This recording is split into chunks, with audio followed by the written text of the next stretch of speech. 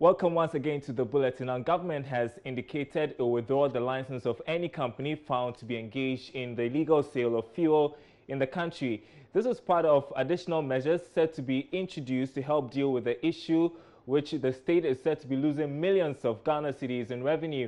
The latest move by government follows reports that some licensed companies are engaged in this activity. Energy Minister Boakye Agyarko, who disclosed this at a meeting with oil marketing companies today, said government is committed to dealing with the issue despite the political cost. You will agree that in most cases, the criminals around us, when they are caught, we will be the first to appeal for their release. We will be the first to threaten that if you jail them, we will not vote for you. We will be the first to say that if we implement this policy, 2020 is around the corner.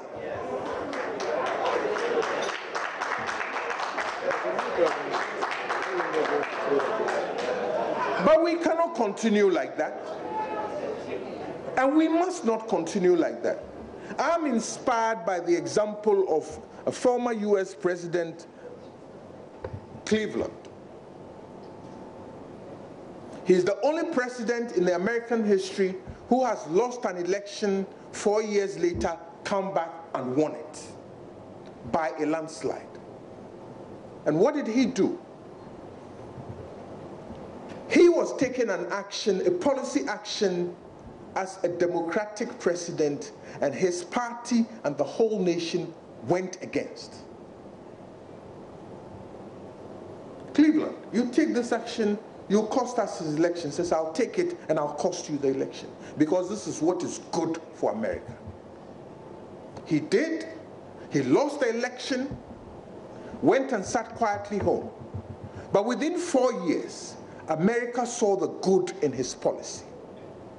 And when he came back, instead of having won by 52% in the previous 4 years, he won by 68%. Meanwhile, importers of petroleum products say they welcome government's latest stance on the issue. We can now hear from Senor Hosi. He's the chief executive of the Chamber of Bulk Oil Distributors. When you dump, you are evading tax, and people must be treated as criminals when they are caught in the act. In time past, people who are just giving some fines, that's nonsense, with all due respect, to just, keep it there. No, not at all. We shouldn't treat crime like that. Tax evasion is tax evasion. You don't tell the people for having diluted products you're getting, or no, not at all. And I'm very happy the MPA chief executive himself has stated that they are going to review some of their administrative laws, or regulations to make some of these actions a lot more punitive. It has to be draconian to disincentivize people from getting involved. Another thing we mentioned was the issue of visibility. Corruption thrives amidst opacity. So it's important that there's visibility for industry. So if you are introducing tracking, there should be other people who can really, we should encourage people to have access to it and track things, all right? Not just people sitting in a control room in the MPA, because when that happens, this involves a lot of money. People making $100,000 or 100,000 cedis, on a single track. If I'm going to give you some 10,000 cedis, it's easy to compromise people working at certain low levels of the state apparatus. So we should create visibility. Once other people can see, somebody knows that if I bribe this person, it will not be enough to make sure I don't get caught, because we should all see the same thing, and like the minister said, come to the same conclusion. Well, we still stay in the energy sector because the country is likely to experience challenges with power supply in the next 3 months. This follows confirmation that the intermittent Jubilee shutdowns could continue till end of the year instead of next month. There's more in the following report. The Group Chief Executive of Tullow, Paul McDad, during his recent visit to Ghana, confirmed reports that the brief shutdowns will now end by close of this year. He, however, promised if you're working hard to complete works before the set scheduled date. The Tullow boss also hinted gas from the Trinidad in Rentome 10 oil field should come on stream from August to help minimize the expected challenge. But the problem here is that within these 2 months, if there is any shutdown, the country could be losing about 250 megawatts of power from the Ameri plant, which relies heavily on gas from the Atuabo gas processing plant, a development that could affect power supply in the country unless there is enough crude oil available, but that could come at a high cost to the country. The engineers working in the power sector have also told Joy Business that the brief changes in type of fuel for the power plants might not be safe for the infrastructure. However, the assurance from sources close to government and the power generating sector is that the country might have to turn to Ivory Coast for power supply or import enough crude oil to power the plants in the short term. Information reaching Joy Business from highly placed sources within government indicates that government has finally agreed to extend Ghana's program with the IMF. As to what influenced this decision, George Rafe has more.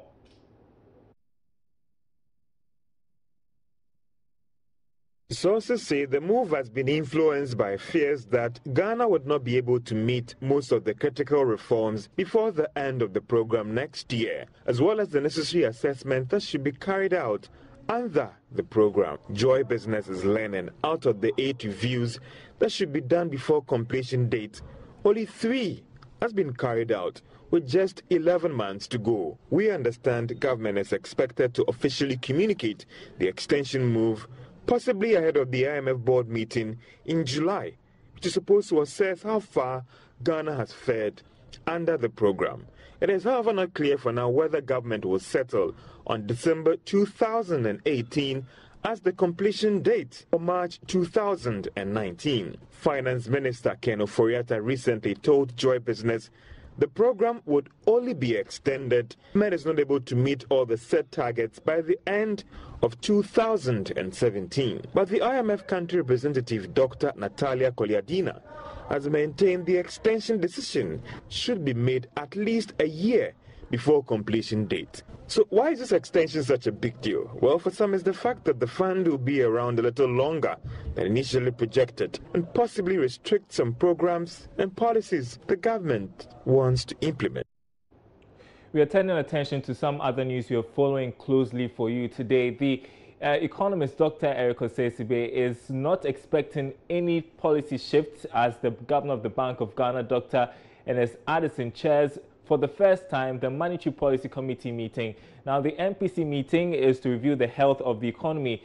The last meeting in March, chaired by the past governor, Dr. Abdul Nasir Issahaku, saw a reduction of the policy rate by 200 basis points. It's the biggest drop in the last 10 years. This brought the central bank's benchmark lending rate to 23.5%. Economist Dr. Eric Osei-Sibe says he only expects the governor to focus on creating a balance between stability and growth. Although I do not expect any major policy shift, but because of his understanding of the Ghanaian economy, the workings of the Ghanaian economy, I'm sure he will bring it to bear on the analysis. Let's not forget that he used to be the head of research at the bank, and so he really have a good understanding of the economy.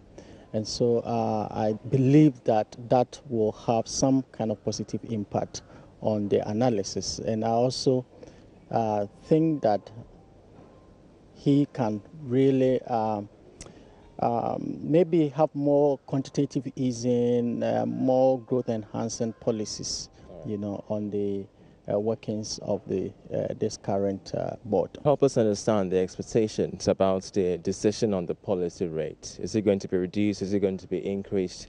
Specifically by how many basis points and why? Well, I really think that it should reduce. It should go down. In that, if you look at the current macroeconomic conditions, you realize that most of the indicators are on a positive path. The inflation has been on a downward trend for many months now. We've also seen some stability in the exchange rate. And also the treasury bill rate is also very low, about 13.5%, thereabout. Well, we are picking more thoughts from economists. At this time, Professor Godfrey Bokwing of the University of Ghana Business School, who also thinks the policy rate will be reduced. My understanding is that the last MPC meeting actually signaled to the economy that it is time to actually take their legs off the accelerator and reduce the policy rates, because perhaps the balance of the risk is more towards growth now than the inflation. So in that case, then it's more prudent and accommodating to lower the policy rate. So consistent with that signal, I expect that this will be reinforced in the subsequent meetings, actually, to give more meaning to the fact that we want to cut the private sector, we want to ease the restrictions on the growth drivers, especially of the private sector, more in terms of what the central bank has control over, in terms of finance input costs. So that is what I expect. But given the fact that world oil price is expected to pick up, given that the last inflation figure showed a marginal increase, I do not expect a drastic reduction in the policy rate.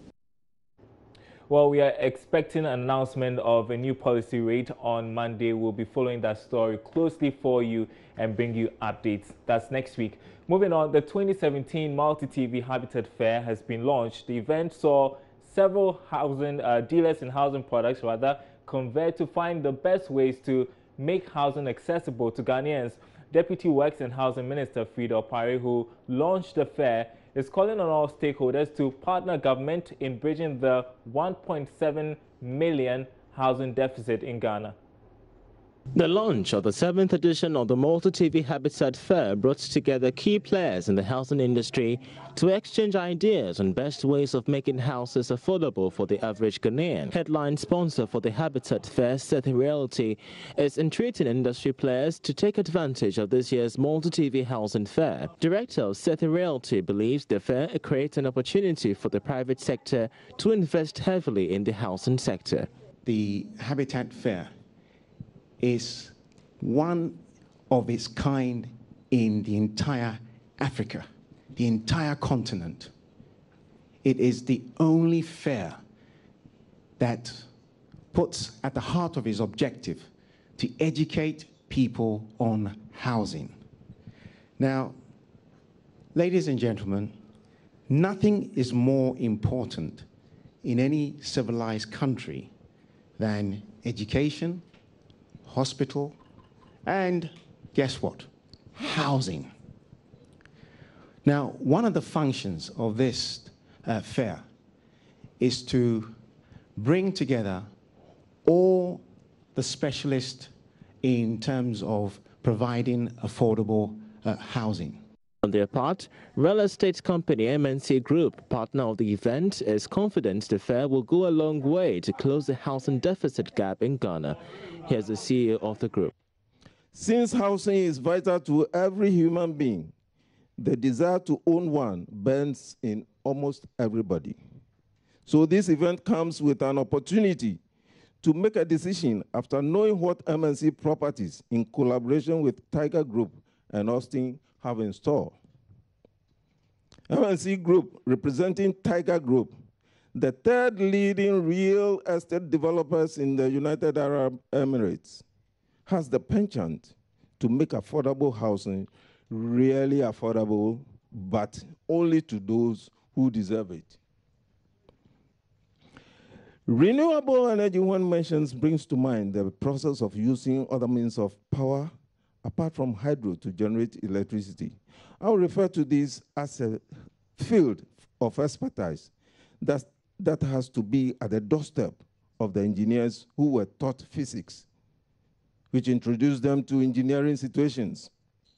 However, it is sad and not encouraging to assert that Ghana is lagging behind and becoming bereft of initiators to launch into the invention world. I'm not trying to downplay on anybody's integrity or to abase any engineer, but I consider this as an urge to waking them up to the role that has been their prerogative. In a keynote address, Deputy Minister for Works and Housing, Frida Opare, charged the private sector to opt for affordability in the pricing of housing in Ghana. But we in government and we in the ministry are looking for quality, affordable housing units. Not just the quality, but something affordable that an average Ghanaian can be able to acquire. The importance of our homes to us as individuals cannot be overemphasized. To many, it is more than just a roof over our heads and a place to live and rest. Our homes mean much more to us than just shelter. It is the center of the most important relationships that evolves in our lives. It is the place where we raise our families, receive our friends and our neighbors. Thus, having a home is a basic human right, which allows us to lead a happy and fulfilling life. Although the housing industry is growing into a vibrant one, it's also faced with a lot of challenges that makes home ownership very complex and an expensive venture for most of our citizens. The reasons for this state of affairs are not difficult to find. I can see a lot of beautiful high-rise pictures over there. But the question to ask yourself is how many of us can afford it? There are a lot of quality, nice, high-rise buildings all over the place as you drive around Roman Ridge, Cantonments, Labone, name it, looking for buyers. If you are not an expatriate, if you are coming from the developed country, how many of us can afford to buy or rent such high-quality housing units? The Malta TV Habitat Fair will see lots of discount sales and free household products and giveaways displayed by other real estate developers. Now, Uber is usually mistaken for a taxi company. However, the global brand is a technology company that thrives on software operating system. Joy Business reporter Kuko Apia explores the future of technology in the transport sector.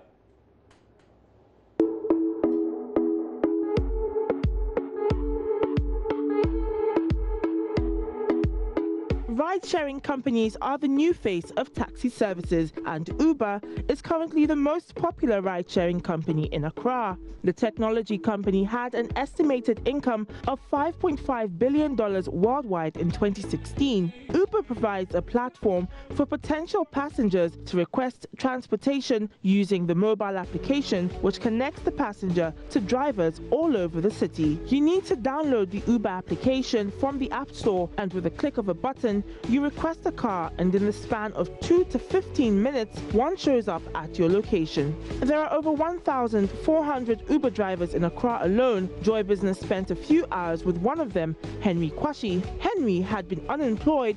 That's why he decided to join Uber. Well, you know, I was working with a certain oil company called Slumberger, and I was a driver there. And due to the oil crunch down around the world, they decided to lay off some people, which I was included. So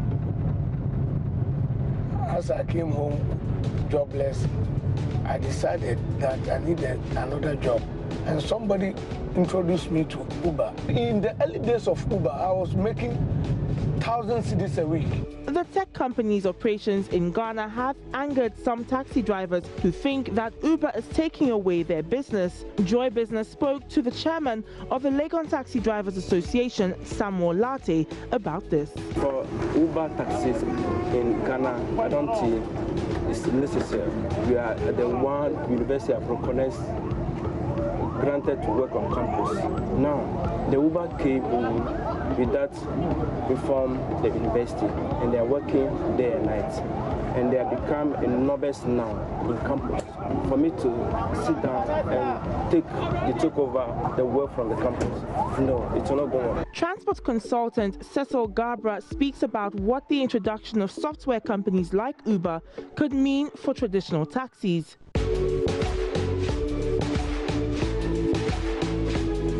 In the near future, I think transportation must be much more convenient for every Ghanaian, must be cheaper wherever you want to go. You can easily call a taxi, and then the taxi must easily take you around than and you're going through much of any hassle. I don't understand the whole idea of the local taxis saying our business is getting destroyed. It's competition. Rebrand yourself. If you rebrand, you get into the competition with them. Uber General Manager of Sub-Saharan Africa, Alon Litz, says Uber is all-inclusive and taxi drivers may join the service if they meet the standards set for all Uber drivers. Uber is an open technology platform. It's not about Uber or taxi, it's about Uber and taxi. And we would love to engage, and we will continue to engage more with existing taxi operators. And there are a large number, or a growing number, of taxi operators who make use of Uber during their downtime. The requirements are the same. It would be a valid driver's license, the relevant insurance documents for commercial usage. It would be the roadworthiness certificate. There is a vehicle inspection in addition to that, and there needs to be a working aircon. So provided that there's that on the driver's side, there's also a background check process with a psychometric test. What do users really think about the service? Joy Business spoke to Bernard Akwa Obing, who uses both traditional taxis and Uber. When you pick a taxi, they are not guaranteed safety because you don't know the driver. But when you pick an Uber, because all the drivers are registered to a system, they are peculiar about how they treat the customers. But with the taxis, I think it's easier to access them. You just walk out. There are so many of them. So it's easier because with the Uber, you have to wait for the person to come.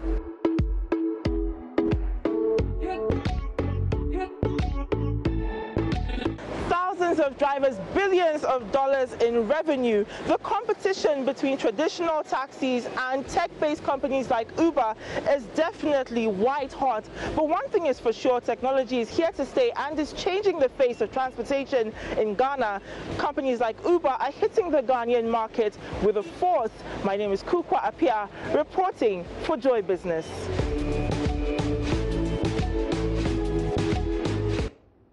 Great report on how technology is changing commercial transport services. We want to move on now, and startups are generally faced with challenges at the early stage of business. Now, one such setback is funding.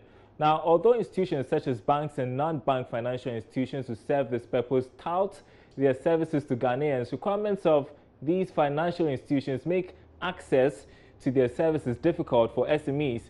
Speaking to Joy Business on the Joy Business Leadership Show, the Executive Lounge, Chairman of Vice Chairman of ABN Group, Rakesh Wahi, said there is a need for a paradigm shift to ensure faster development of SME businesses. The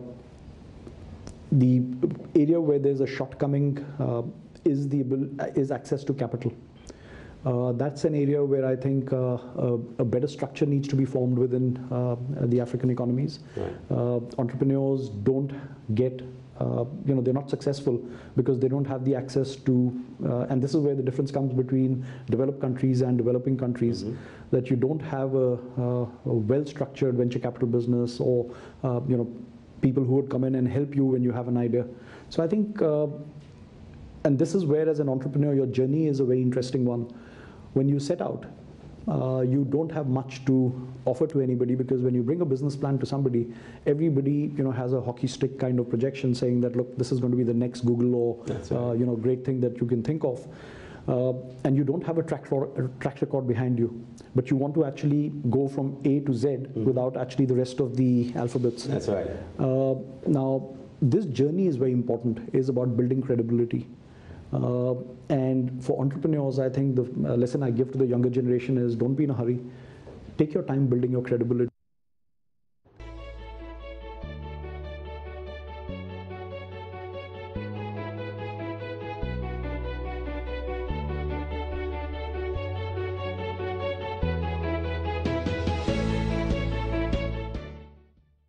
Welcome back to the program. Now, government has started engaging organized labor on the minimum wage negotiations and base pay for the next year's budget. Now, this is to ensure that government is not overtaken by events when preparing for the 2018 budget.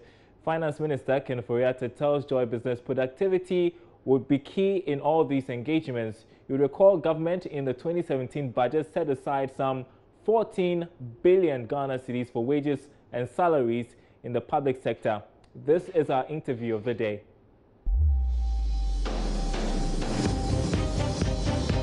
if all regulators will do that, we will get these companies listed on the stock exchange on their own, because you agree to apply for the license, and that was a condition. I suspect that we'll be able to negotiate well with labor, which will mean that we are not going to have any excessive increases.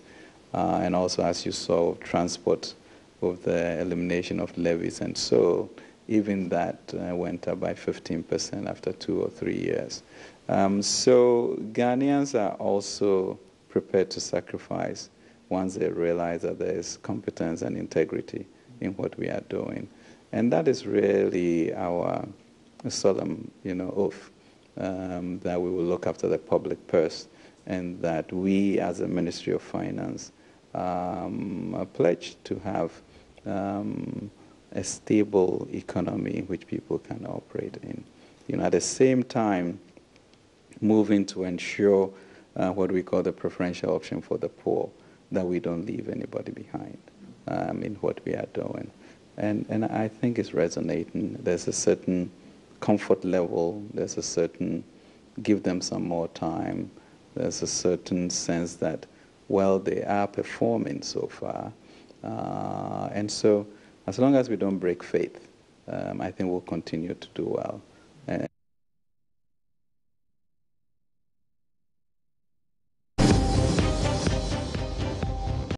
And that's it for Business Live tonight. My name is Daryl Kwao. More business news on our website, myjoyonline.com/business. Enjoy your weekend.